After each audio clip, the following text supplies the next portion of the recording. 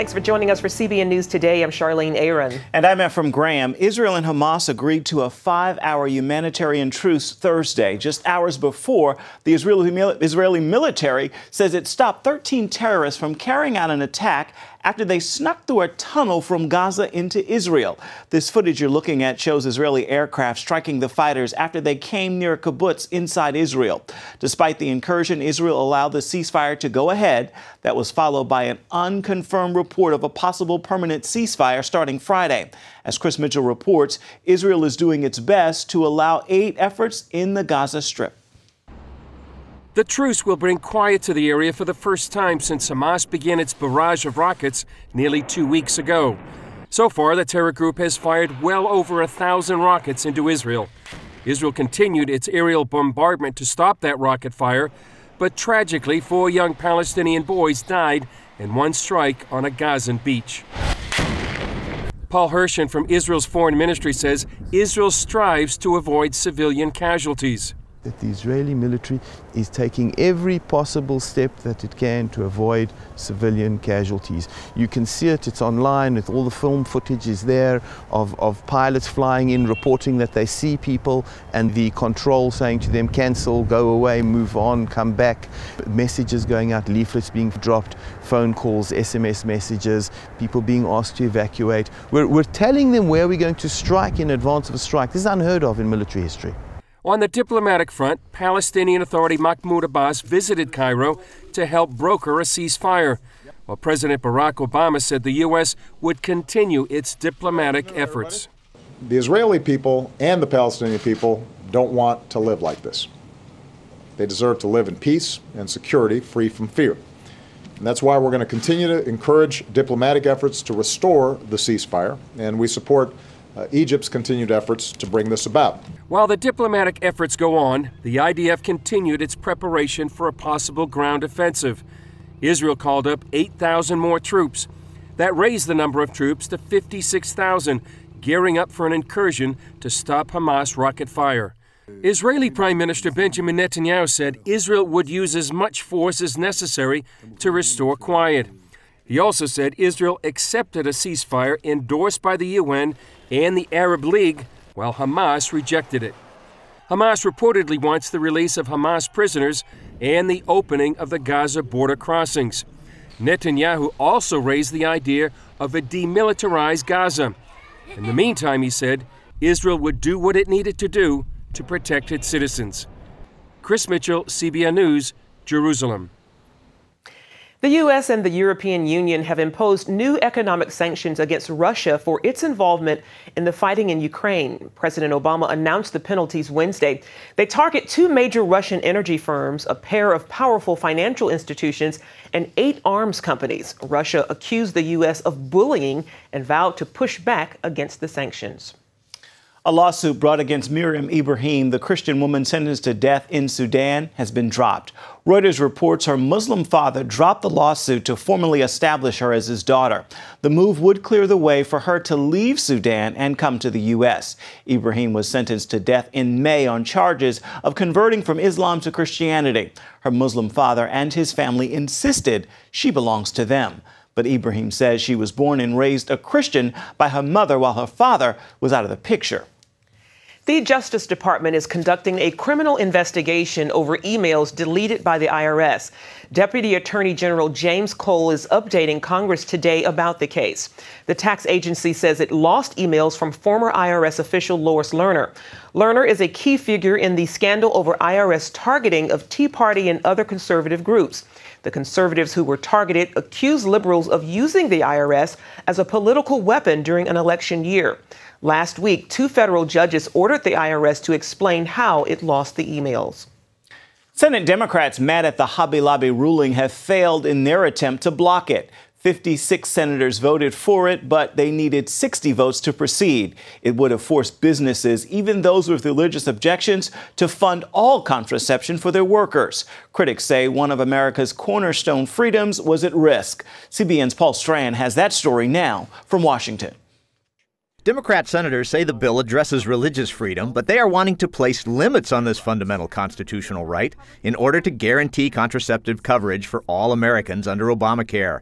Therefore, critics say it really is an attack on religious liberty. Nathan Diamond of the Union of Orthodox Jewish Congregations of America joined with others on Capitol Hill to condemn this proposed law. The bill sponsored by Senator Murray and others will be the first bill in American history brought before the Senate to restrict rather than protect the fundamental constitutional right of religious freedom. What the Senate's trying to do here is fast-track a fix to a tremendously popular bipartisan act that protected religious freedom. That was the Religious Freedom Restoration Act, or RFRA. RFRA has never been amended, and for good reason. It encapsulates a bedrock American principle. Religious liberty is our first freedom, embedded in the Constitution and strengthened over more than 2 centuries of legislation, judicial decisions, and national experience. The Senate bill would outlaw American business owners using their religious beliefs to deny contraceptive coverage to their workers. Senator Orrin Hatch co-sponsored RFRA and says this amending of it is dangerous. You've got to really think it through when you start infringing upon religious freedom. The first freedom mentioned in our Bill of Rights. Anytime any American's religious freedom is trampled upon, every American should be deeply concerned. The proposed bill would even force nuns whose core belief is preservation of all life to fund abortifacient drugs. But now some politicians are taking these nuns and other religious people to court because they're sticking too closely to their religious convictions. If we allow this to happen, the oppression of people's faith, what does this say about us as a country? Whose rights get trampled on next? Paul Strand, CBN News, Washington. Commissioners in Hillsborough County in Florida voted unanimously to draft a law banning discrimination in the workplace based on sexual orientation. No mention of exemptions for religious groups was included, and opponents of the ban worry there won't be any protection for rights of conscience and religious freedom. If you pass this measure, it will result in discrimination against Christians and other people of faith and deeply held moral conviction who believe that homosexual behavior is not normal and violates God's moral plan. Christian leaders in San Antonio and Houston, Texas, are also concerned their religious rights will be violated after similar anti-discrimination bans in their cities. A new Gallup poll shows Americans believe the immigration crisis is now America's top problem, and 17% say the border crisis is an even bigger concern than the economy and health care. That is up from 5% last month, and twice as many as Republicans and Democrats say it is the biggest problem. As Gary Lane reports, the debate is playing out across the country, with some voicing outrage, while others are offering a helping hand. Hostility against the massive influx of illegal migrants on the U.S. southern border is growing. Tea Party leaders met in Austin, insisting that the state of Texas act on its own to halt the flood of undocumented children and others. They're seeking amnesty. That is not a refugee, that is a criminal. And I don't care how old you are. These people are coming on American trains to our country, and they're not coming here to pick peaches. They're coming here to get on the welfare system. Let's just tell it like it is. That's why they're coming. A woman in Concord took this cell phone video at a Walmart parking lot. She said it shows illegal migrants getting off a school bus to shop for essentials with government-provided food stamp cards. She claims one man in broken English told her they had just arrived in America and were staying in China Grove. CBN News could not verify her claims. Others reported these were legal migrants. While some Americans are voicing outrage about the border crisis, others are reaching out to help the illegal migrants. Volunteers packed care packages at this community center in Dallas County, Texas. The packages will be delivered to about 2,000 migrant children once they're brought to local shelters. Once we knew they were going to be here, away from home and by themselves, we decided to come in. Some volunteers from nearby churches wanted to show the love of Christ. They're going to need things when they come here. They're going to need assistance. We got toiletries, blankets, clothes, toys, books. Some of the care packages included notes written in Spanish saying, "We're glad you're here." Gary Lane, CBN News. A Guatemalan immigrant accused of killing his girlfriend has been arrested in Houston. Pedro Monterroso crossed the U.S.-Mexico border illegally last month, but immigration authorities released him after they decided he had no criminal history or gang affiliation. He was told to report back to authorities once he got settled in the U.S. His girlfriend had also crossed the border illegally in May. California's death penalty system is so broken, it is unconstitutional. A federal judge issued that ruling Wednesday, saying 2 decades of execution delays and appeals have created an arbitrary and irrational system. The judge said that violates the 8th Amendment's protection against cruel and unusual punishment. This ruling overturns the case of a death row inmate at San Quentin State Prison who filed the lawsuit. Is the judge concerned about the victim and the victim's family who are going through this nightmare all over again? Law enforcement officers worry this decision will encourage other prisoners to file expensive, frivolous lawsuits. Coming up, journalist Katie Pavlich tells the truth about the real war on women.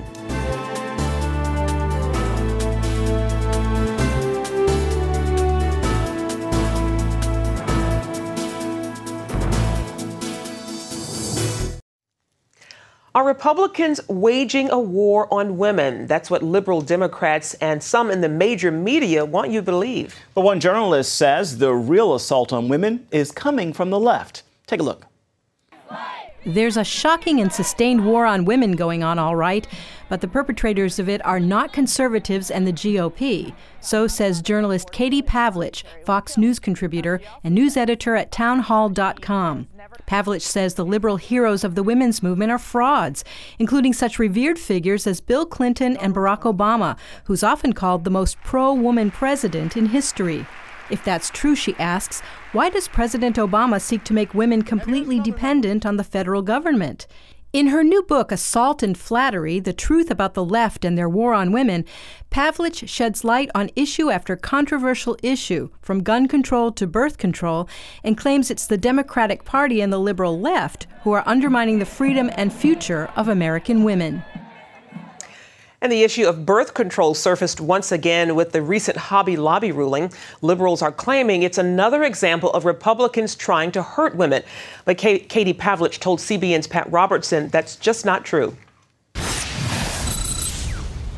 In terms of the Hobby Lobby decision, it comes down to the left being very dishonest about what the decision was. You'll notice that despite the entire Hobby Lobby legal counsel team being women and fighting on behalf of Hobby Lobby, the media is not mentioning that, and they're only focusing on this bogus idea that 5 Supreme Court justices who happen to be men are now meddling in the lives of women when it comes to the contraception that they choose. Another lie that the left is perpetrating is that contraception is now being banned or taken away from people, when the fact is that before the Supreme Court ruled on this, Hobby Lobby provided 16 different forms of contraception to its employees, and they're going to continue to provide 16 forms of contraception. And so the left is using dishonest tactics. They're lying to women in order to manipulate them and scare them into votes. And quite frankly, I find it pretty sexist that the left is continuing to define women by the pills that they take rather than the issues that they're focused and worried about. Well, what about the White House? I understand that they don't pay as much to women as they do to men.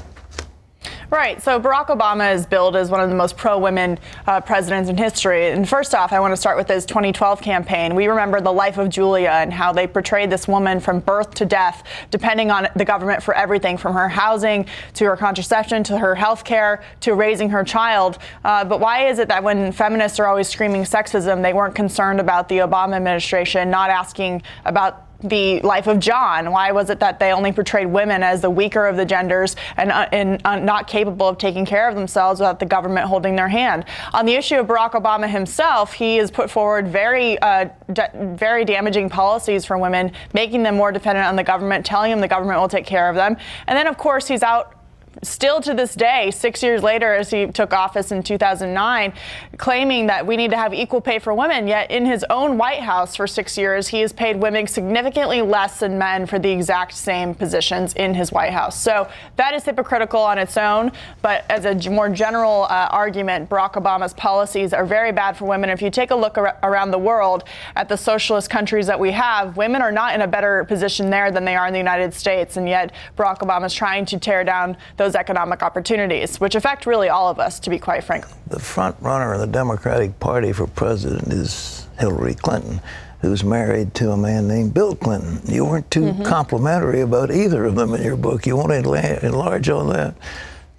Yeah, well, you know, Hillary Clinton has been portrayed as a women's rights champion, and if she runs in 2016, she definitely will be held up as a women's rights champion, a champion of women and girls. But the fact is, when you take a look at Hillary Clinton's long history, I think she'll go down as having a legacy of defending some of the country's most abusive and powerful men. And I'm not just talking about her husband, Bill Clinton. If you take a look at her work in the 90s, when she completely helped destroy the men that her husband had sexually abused in order to hold on to political power. If you take a look at her record at the State Department, where she brushed sexual assault and abuse of minors overseas under the rug, it's important in 2016 to point out that, look, if Hillary Clinton's going to run as a champion of women and girls, she doesn't have a very good history when it comes to protecting young women from sexual assault, either from her husband or from bad people in the State Department who took advantage of young women overseas during her official trips. And you can catch much more of that interview with Katie Pavlich at our website, including why Hollywood is filled with hypocrites when it comes to women's rights. That's at cbnnews.com. Up next, they're faster, they're more efficient, and they're more affordable. So why does the government want to shut them down? We'll hear from both sides of this Uber debate.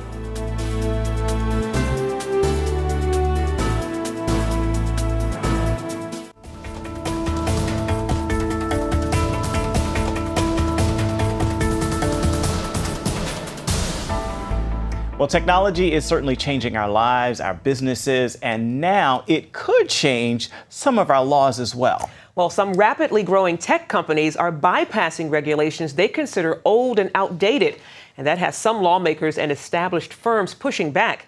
Caitlin Burke has that story. In major cities across the country, a popular alternative to the traditional taxi cab is on the move. It's called Uber. Uber connects passengers to drivers through a smartphone app. It's typically cheaper and more convenient than a taxi, sending cars directly to the customer. People have been really dissatisfied with the status quo, and then a company comes along and says, hey, there's this better way using mobile technology. And as long as it's easy, safe, reliable, and affordable, I think it's a giant improvement over the status quo, and people are saying this is better than taxi. This is better than what I previously had. Uber currently operates in 128 cities worldwide, and its current value stands at $17 billion. But as Uber grows, legal challenges are expanding with it. The biggest problem is a lot of the regulations that are on the books have been written at a time when smartphones either didn't exist or certainly weren't ubiquitous in the same capacity. And so when a new technology comes along, that's when lawmakers and policymakers have to adapt. Taxicab companies argue it's Uber that needs to adapt. Robert Worth, president of the National Taxicab Association, says if Uber wants to operate in a specific state, it needs to follow the established law. These laws have been on the books for decades. They're laws that all transportation companies must adhere to in order to be common carriers in the state of Virginia. There are other app companies that are operating within the state of Virginia today that are operating under the current rules and regulations.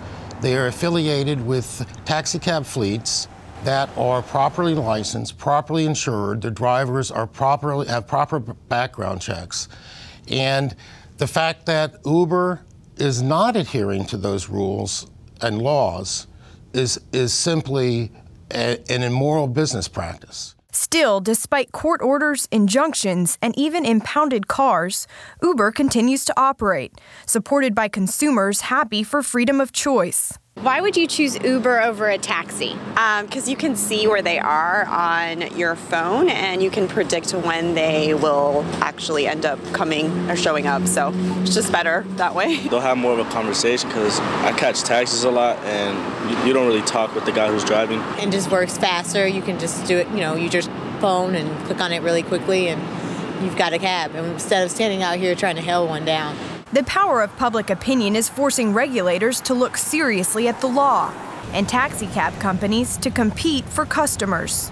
Taxicab companies say they're aware that technology is changing the game, and they're changing with it. Apps are nothing new. Taxi companies all over the country have apps. Our app called Appicab is basically the same format as what Uber and Lyft have. I think that's the incredible benefit of of a market ecosystem is you can have competition, which raises the bar of quality, provides consumers choice, and provides drivers great economic opportunities. Frank Azalina of Hampton Roads Transportation says it's not the competition bothering cab companies. They simply want companies like Uber to play by the rules. We'd like a level playing field. Uber and companies like Uber, like Lyft, they have drivers, they pick up passengers, they charge passengers, and they pay their drivers. If that's not a taxi company, I don't know what is. What they're saying is that if you call with a traditional telephone to order a cab, then you need to be regulated. But if you're using an app to order a cab, then you don't have to be regulated. Author and economist Kevin Freeman says all this anger is misdirected. I can understand if I had a cab in New York City and I paid over $1 million for a taxi medallion and somebody was able to share a ride via an app, I'd be very upset too. But they're getting upset the wrong direction. They should be upset that they have to pay $1 million for a business license permission to drive a cab in New York. That's government being too intrusive in the economy. If they didn't have to pay the $1 million, I'm sure that they could compete very effectively. In the end, it's likely that some laws will be adjusted, and Uber will work with the cities it operates in. But for now, the battle continues. Technology and innovation is not the same as breaking the law. We have no plans to slow down. Caitlin Burke, CBN News, San Francisco, California.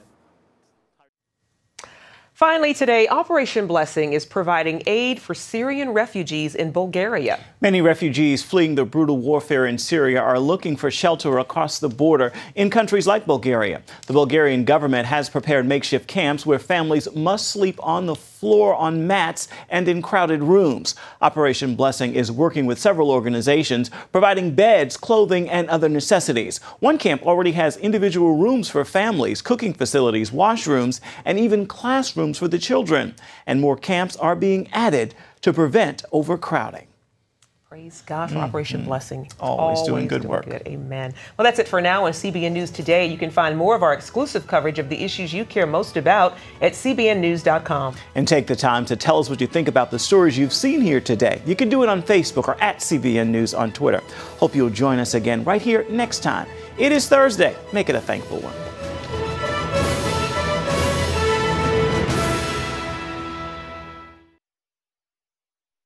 Inside every child is a hero, a leader, a friend to others, someone who helps out, who does the right thing, who dreams of what they can be, but they still need our help. What should I do? What should I say? How should I feel? That's where Superbook comes in.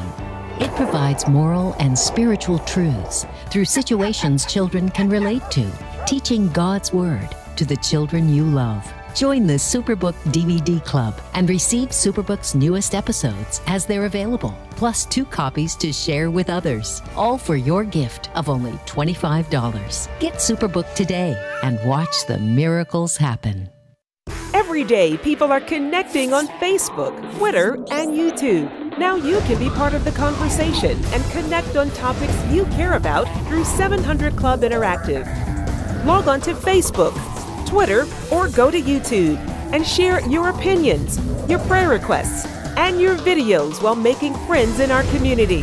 Well, welcome to the show. Join the conversation on Facebook, Twitter, and YouTube. 700 Club Interactive. Be a part of the show.